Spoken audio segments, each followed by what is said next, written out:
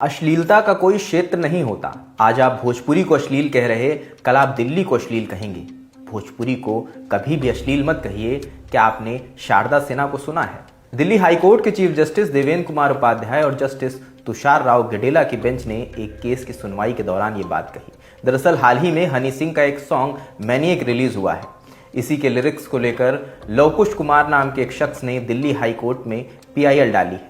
Bar and bench की report के मुताबिक दावा किया गया है कि हनी सिंह का गाना महिलाओं को यौन वस्तु के रूप में चित्रित करता है और अदालत को निर्देश देना चाहिए कि इसके बोल बदले जाएं। PIL के जरिए कहा गया कि भोजपुरी गाने में अश्लील कंटेंट जैसे कि मैनिएक गाने में दिखाया गया है, इसका असर बिहार पर पड़ा है जहां ये भाषा बोली जाती है। साथ ही ये भी कहा गया यह गाना स्पष्ट तौर पर यौनिकता को बढ़ावा देता है और दोहरा अर्थ माने डबल मीनिंग का इस्तेमाल करता है, जिसमें महिलाओं को केवल यौन इच्छा की वस्तु के रूप में दर्शाया गया है। इसके अलावा गाने में भोजपुरी भाषा का उपयोग अश्लीलता को सामान्य बनाने के लिए किया गया, जो महिला सशक्तिकरण के सिद्धांत को कमजोर करता है। गाने की लिरिक्स की विस्तृत जांच करने में ऐसा प्रतीत होता है कि इसमें इस्तेमाल किए गए शब्द और हाव भाव अश्लील हैं और व्यक्तियों के कामुक हितों को आकर्षित करने की संभावना रखते हैं, जो संभावित रूप से युवाओं और समाज के अन्य वर्गों के दिमाग को भ्रष्ट कर सकते हैं। इस पर चीफ जस्टिस देवेंद्र उपाध्याय ने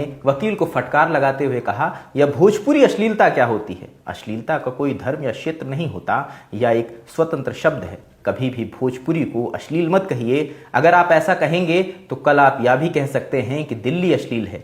अश्लीलता को क्षेत्र से मत जोड़िए। चीफ जस्टिस ने याचिकाकर्ता के वकील से पूछा कि आपने शारदा सिन्हा का नाम सुना है, तब फिर भोजपुरी अश्लीलता का क्या मतलब है? जब वकील ने तर्क दिया कि गाना इंटरनेट पर तेजी से वायरल हो रहा है, इस पर कार्रवाई की जानी चाहिए, तो अदालत ने कहा अगर गाने के बोल से किसी को ठेस पहुंच रही है तो उसे पुलिस में FIR दर्ज करानी चाहिए। हम इस पर कोई रिट जारी नहीं कर सकते। रिट सिर्फ राज्य या सरकारी संस्थाओं के खिलाफ जारी की जाती है। यह मामला पब्लिक लॉ के अंतर्गत नहीं आता, बल्कि प्राइवेट लॉ से जुड़ा है।